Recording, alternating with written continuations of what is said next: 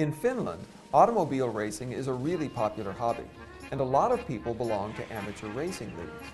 Now, these clubs want the winners to be the best drivers. The actual cars shouldn't make all that much difference. The clubs really want the cars to be, well, junk. So they've come up with two very clever rules.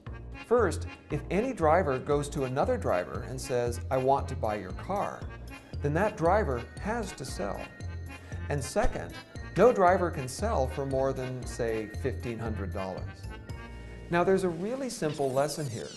Walk up to someone and point to something and say, "I want that and you can't stop me," and that person can't create wealth there anymore. Any wealth that they try to create will just be taken. Now in Finland, this practice is just restricted to these racing leagues, and it's supposed to make the races more exciting. But imagine the devastating poverty that would be created by plans like this for people's homes, or their farms, or their businesses.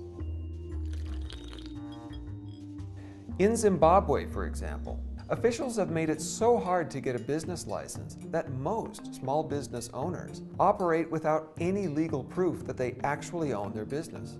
So corrupt officials are then free to help themselves to merchandise, cash, the whole store if they want to. And really, there's nothing the owners can do to tell them no. These people can never create wealth in their businesses, and so they stay poor. Now, Zimbabwe didn't always work like that. But within just a few years, these sorts of practices have wiped out decades of rising wealth in Zimbabwe and made it today the poorest country on earth. That's because doing less to protect ownership turns out to be a really effective way of creating poverty. In fact, it's so effective that people can actually use it to design poverty with surgical precision.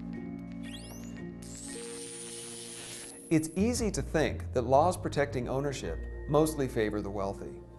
But the fact is that people who are already rich and powerful and politically connected can get a lot more favors when ownership is vulnerable.